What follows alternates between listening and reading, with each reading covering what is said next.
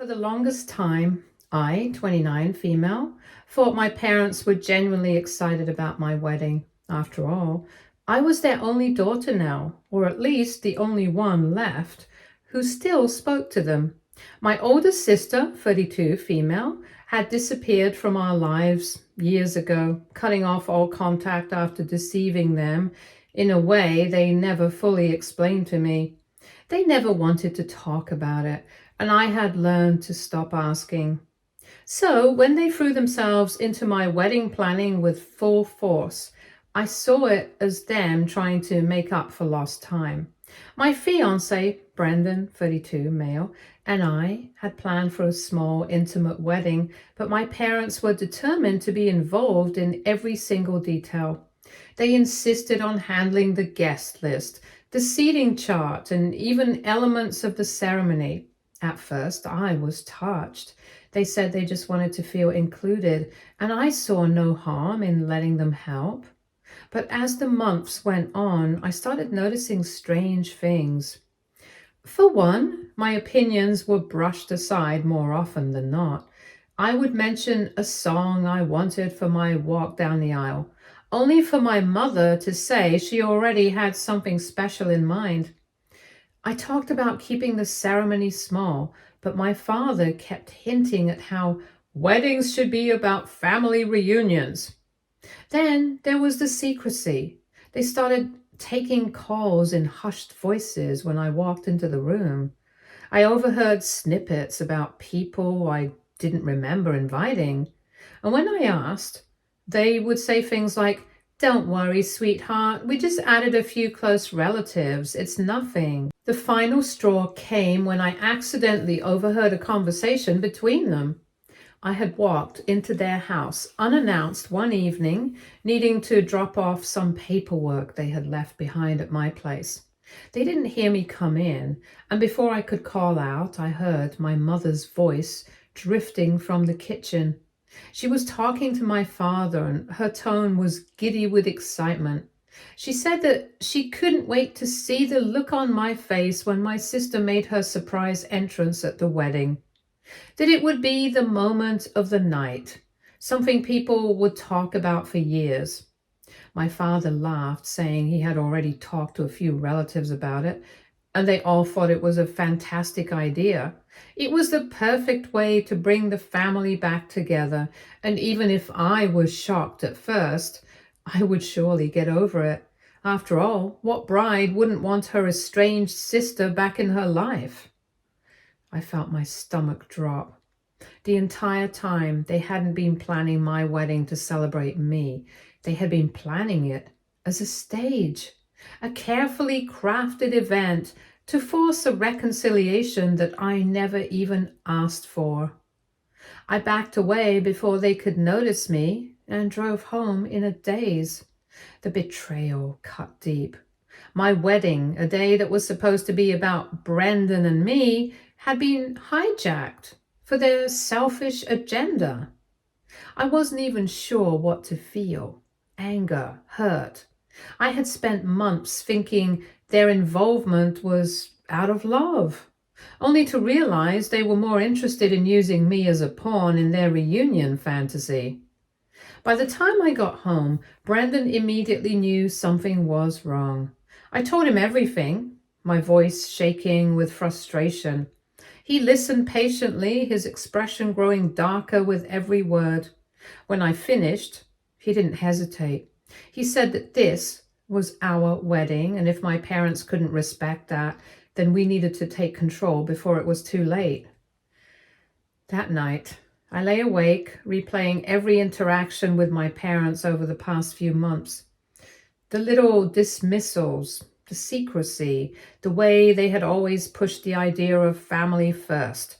It had never been about me. Every time I closed my eyes, I heard my mother's voice replaying in my head, giddy with excitement about how perfect my sister's surprise entrance would be, how everyone would be talking about it, as if my wedding was just a backdrop for their happy ending, while my own feelings didn't even matter.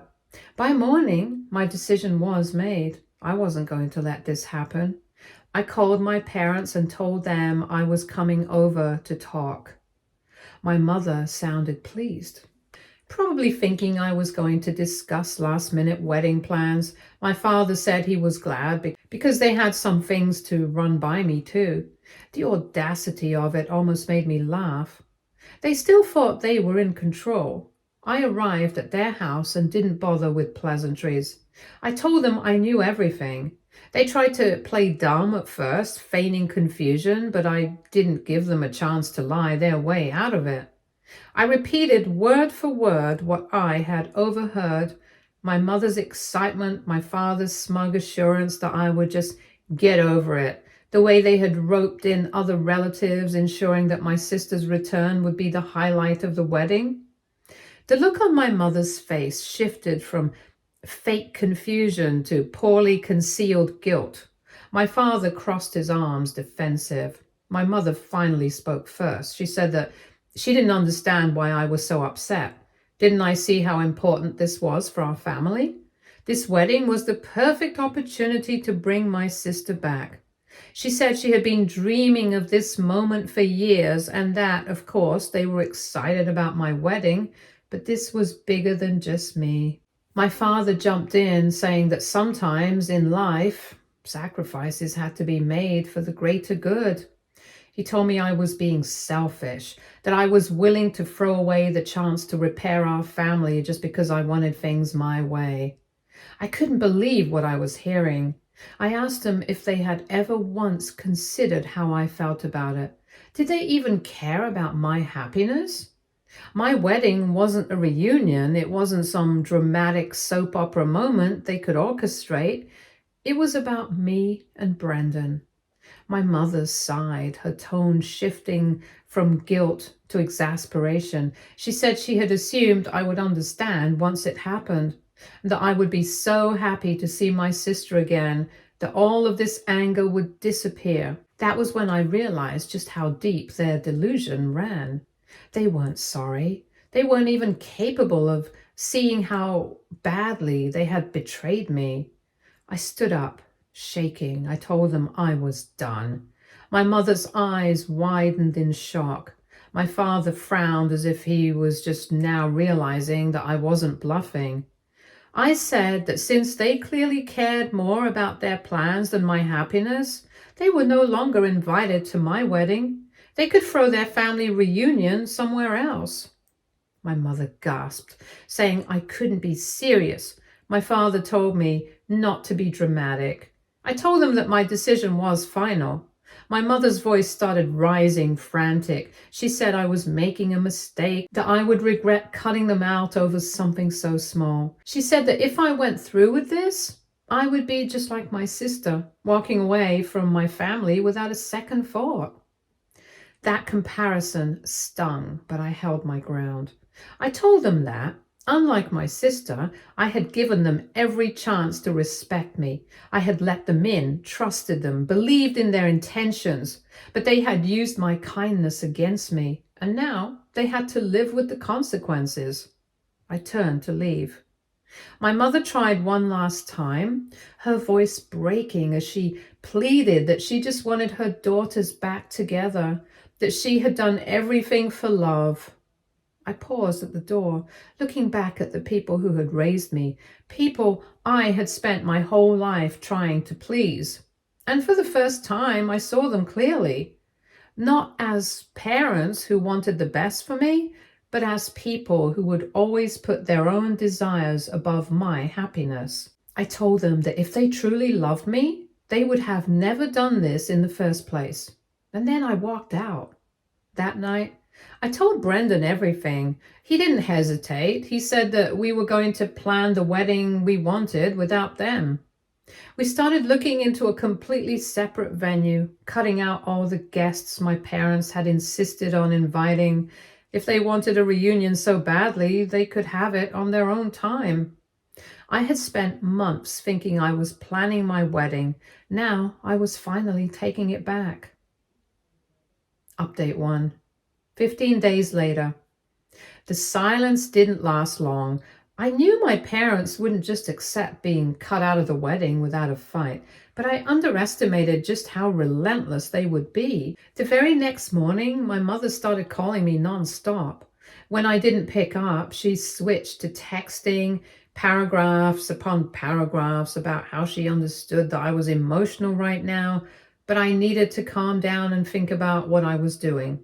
My father took a different approach. His messages were cold and blunt.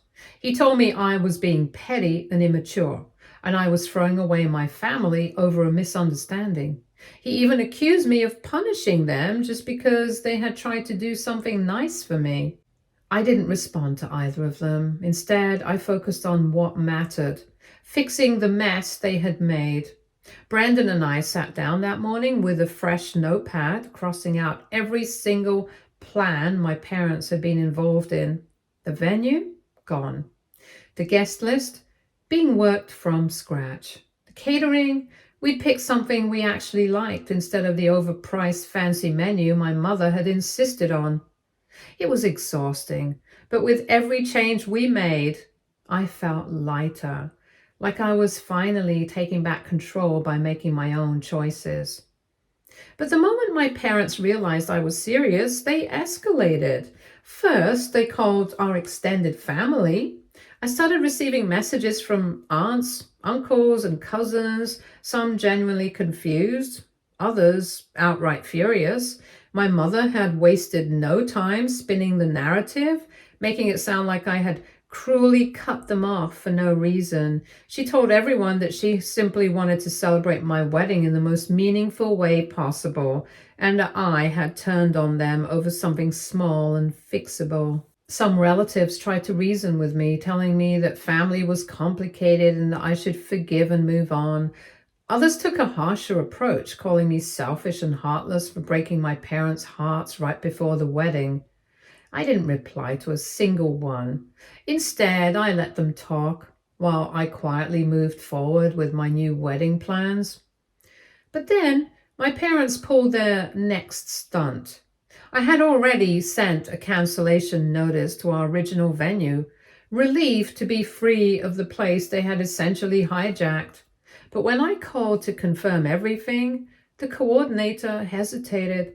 She said she had just spoken to my mother an hour earlier, who had assured her that the plans were still on. My stomach dropped. I told the coordinator that my parents were no longer involved in my wedding and that any communication from them should be ignored. The woman apologized and assured me she would process the cancellation immediately. But I knew this wasn't over. And sure enough, not even an hour later, my mother called me in a fury. I answered this time. She accused me of embarrassing them by canceling the venue, saying that she had already told everyone the wedding was happening there. And she ranted about how difficult I was being, how stubborn and ungrateful I was acting. I let her talk herself in circles before calmly stating that she had no say in my wedding anymore. That was when she dropped her real trump card. She said that if I refused to reinstate the wedding as she had planned, then she and my father would not be attending at all. I almost laughed. I mean, hadn't I already uninvited them? She had said it like a threat, as if she thought I would suddenly panic and beg them to come back, as if I hadn't already made peace with the fact that my wedding would be better without them there. I told her that was fine. She went completely silent, as if the wind had been knocked out of her. Then she started backtracking, saying that she didn't mean that she was just trying to get me to see reason. I told her that if she had ever cared about me more than her own agenda, none of this would have happened in the first place. Then I hung up. Update 2. The next few weeks were a whirlwind. With my parents out of the picture, Brandon and I threw ourselves into planning a wedding that was truly ours. It was smaller, more intimate. We picked a stunning outdoor venue, completely different from the grand ballroom my mother had chosen. The guest list was filled with people who actually loved and supported us, not just distant relatives my parents had insisted on inviting for appearances. Word quickly spread that we had completely shut my parents out. And some relatives kept trying to guilt trip me, but the people who really mattered, my closest friends and Brandon's family, stood by me without hesitation. Then 3 weeks before the wedding, my parents made one last attempt to fix things. I came home one evening to find a handwritten letter on my doorstep, no postage, meaning they had personally delivered it. Inside, my mother had poured her heart out, claiming she never meant to hurt me. She wrote about how much she loved me, how this entire situation had gotten out of hand. She begged me to put the past behind us and let them back in. She promised that if I did, they would support whatever I wanted. No more surprise reunions, no more hidden agendas. It was a beautifully written letter, but it meant nothing. I had given them so many chances to do the right thing, and every single time they had chosen themselves over me. They had tarnished my reputation over this reunion. I threw the letter away without responding. Update 3. An unknown number popped up on my phone one afternoon, and for a second I almost ignored it, but then I saw the words, "Hey, can we talk? It's me." I froze. After all these years, after everything that had happened, now she wanted to talk. I stared at the message, my heart pounding. It had been years since my sister vanished, leaving my parents devastated and me completely blindsided. She had cut all of us off with no explanation, no warning, nothing. My parents had spent years trying to track her down, making excuses for her, twisting themselves into knots trying to figure out why she had disappeared. And now, just weeks after my wedding, she magically reappeared. I didn't reply right away. I needed to think. But before I could even decide what to do, another message came in. "I heard about what happened with Mom and Dad. I want to explain." Explain? I nearly laughed. She had years to explain, and now suddenly she cared? Still, I had spent so long wondering why she had disappeared, why she had let our parents fall apart, why she had never once reached out to me. Maybe I was setting myself up for disappointment, but I needed to hear it from her. So I sent a single message back. "Fine, talk." The call came through within seconds. The moment I answered, she sighed dramatically, her voice dripping with emotion. She said she had been so scared to reach out, that she missed me more than I could imagine. She said she had heard about the wedding and how things had fallen apart with our parents, and she hated that I had to go through that alone. I listened silently, letting her talk. She was good. She knew how to sound genuine, how to weave just enough regret into her words to make me hesitate. But I wasn't stupid. I cut her off. I asked her why she had really gone missing in action. Not the vague sense about being scared or needing space. I wanted the truth. She went quiet. Then she laughed nervously and said it was complicated. I told her to uncomplicate it. She hesitated again and then said something about how she had felt trapped by our parents, like they had too many expectations, and she just needed to get away to find herself. I felt my anger spike.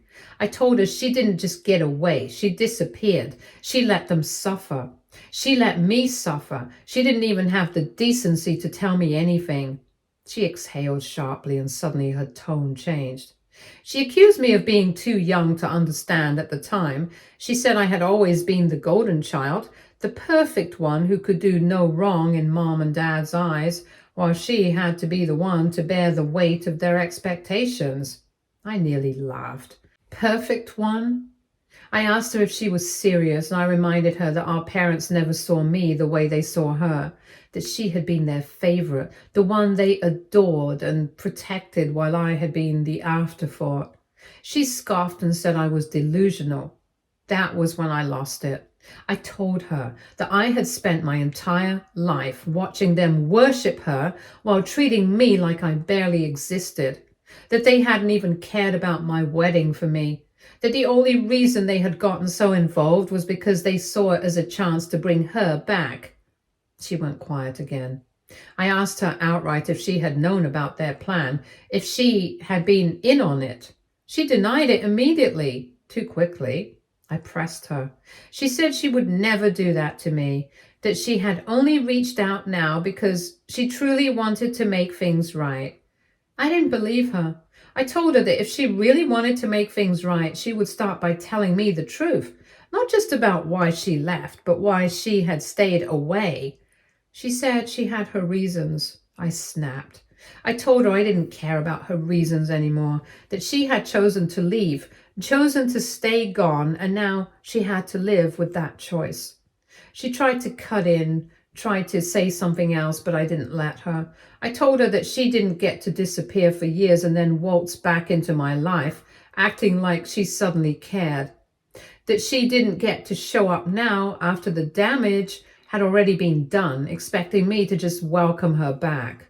She was silent. I could hear her breathing, shaky and uneven, but I wasn't going to give her the satisfaction of thinking I felt bad for her. Finally, she muttered that she thought I would at least be happy to hear from her. I told her that maybe years ago I would have been, but not anymore. I ended the call. And this time I was going to be the one who disappeared. Update 4. It started with a casual comment from my fiancé, Brandon. He was scrolling through his phone when he muttered that someone had been blowing up his messages. I barely glanced up from my laptop, thinking it was a work thing, but then he said her name, my sister. I froze. I asked him how she got his number, and he sighed, rubbing his forehead. He said he had no doubt my parents had given it to her. Apparently, she had left a string of messages, some apologetic, some casual, and a few where she tried playing the concerned future sister-in-law card. I asked him what she'd said. He unlocked his phone and handed it to me without hesitation. The first message was simple. Hey, I know we don't know each other well, but I really want to talk to you. Then another. I just want to understand what's going on. I feel like there's a lot of miscommunication. And another. I don't want to cause problems. I just miss my family and I hate that things have become so messy before the wedding. I scoffed. I scrolled further. She had been persistent. There were longer messages where she tried to paint herself as the misunderstood victim. She said she just wanted to fix things, that she hated how divided the family had become. Then, in one particularly irritating one, she had the audacity to say that I must have misunderstood her and that she only left because she was in a difficult place mentally and needed time. I asked Brendan if he had responded to any of it, and he shook his head. Then, as if reading my mind, he pulled out his phone and typed out a single message. Do not contact me again. And he sent it. It should have ended there, but it didn't. A few days later, Brendan came home from work looking annoyed. I barely had time to ask what was wrong before he tossed his phone onto the kitchen counter and said my sister had called him. He answered without looking. I couldn't believe it. He explained that she had tried to sound cheerful, acting like nothing had happened, like they were just two soon-to-be family members catching up. Brendan had cut her off immediately, and he told her he wasn't interested in whatever sob story she was about to spin. That was when her tone changed. She started pleading. She said she wasn't trying to cause trouble, that she just wanted to talk to me, but I wasn't giving her a chance. She said she was trying to be the bigger person by reaching out. Brendan wasn't having it. He told her that if she really wanted to fix things, she would have done it years ago, not conveniently resurfaced when my parents needed her to. She got defensive. She said it wasn't fair that I was cutting her out. She said it was cruel that I was treating her like a stranger when we used to be so close. She said she deserved to be part of my life. Brendan didn't hold back. He told her that she was the one who had made herself a stranger, that she was the one who abandoned her family, not the other way around. Then he said something that made me want to kiss him right then and there. He told her that she wasn't entitled to my forgiveness just because she suddenly decided she wanted it. She didn't like that. She snapped that he didn't know anything about our family and that he had no right to get involved. He laughed at that. He told her that as my fiancé, as the man who had watched me deal with the pain she left behind, he had every right to shut her out on my behalf. She tried again. She softened her voice and tried to sound pitiful, like she was just a lost sister trying to find her way back. Brendan wasn't fooled.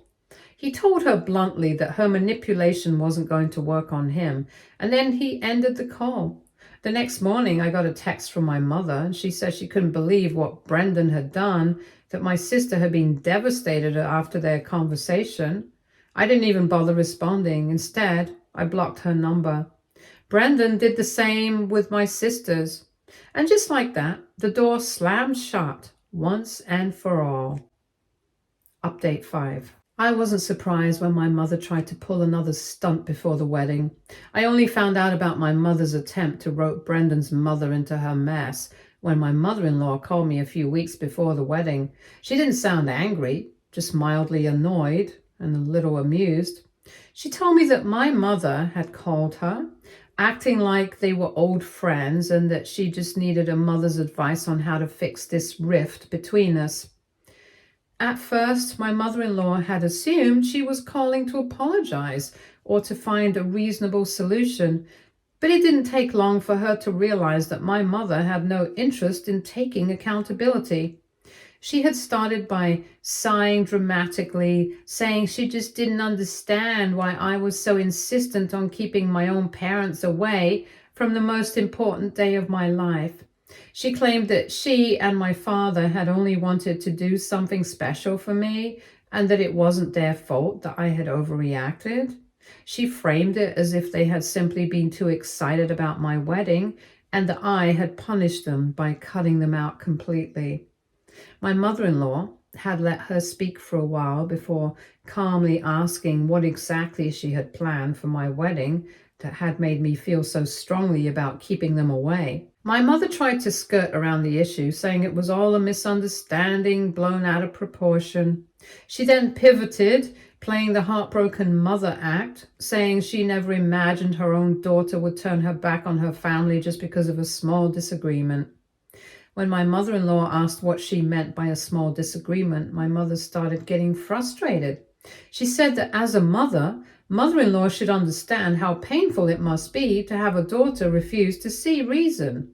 She said that a mother should always be able to make amends with her children because family is more important than pride. That was when my mother-in-law decided she had heard enough. She very firmly told my mother that she did understand what it meant to be a mother. That was exactly why she knew that respect between parents and children wasn't one-sided. She said that she had always believed that relationships should be built on mutual understanding, not manipulation. She then said something that caught my mother completely off guard. She told her that she trusted my decisions. That was when my mother started to panic. She tried to twist the narrative again, saying that if mother-in-law really understood, she would at least talk to me and try to fix things before it was too late. But mother-in-law wasn't having it. She told my mother that she wasn't going to play devil's advocate. She said that if I had chosen to distance myself from my parents, it was because I had very valid reasons for doing so, and that if my mother truly wanted to be at my wedding, she should have started by apologizing instead of trying to manipulate her way back in. My mother was silent for a long time before she made one last attempt at guilt-tripping her. She asked my mother-in-law how she would feel if Brendan ever abandoned her the way I had abandoned them. And that was when my mother-in-law laughed. She told her that Brendan didn't need to abandon her because she had never given him a reason to. She had always respected his choices. She had never tried to force him into anything he didn't want. And she certainly had never lied to him or manipulated him just to get her way. So if my mother was being abandoned, maybe she should take a long, hard look at why. And then, without another word, she hung up. When mother-in-law told me all of this, I just sat there for a long time processing everything. Then she asked me if I was okay. And for the first time in a long time, I really was. Update 6. I went ahead with my wedding. There was no anxiety, no dread, just excitement. The ceremony was intimate. We had kept the guest list small, inviting only close friends and a few family members who had been genuinely supportive. Brendan's family was wonderful. His mother, despite knowing all the drama that had unfolded, never once brought it up. She just hugged me and told me I looked beautiful. As I walked down the aisle, I didn't think about the people who weren't there. I didn't think about my mother or my father. I didn't think about my sister. I thought about Brendan standing at the altar waiting for me with a smile that made every ounce of stress I had ever felt about this wedding completely irrelevant. We exchanged vows, surrounded by people who truly cared about us, and when we were finally pronounced husband and wife, I felt nothing but pure, unfiltered joy. After the wedding, I received a single message from my mother. It was short. She said she hoped I was happy and that she couldn't believe I had let a wedding tear our family apart. I read it once and then deleted it without responding because she was wrong. A wedding hadn't torn our family apart, it had torn her family apart. And now I was done letting her ruin my happiness. Stay tuned for more stories from our girl relationships.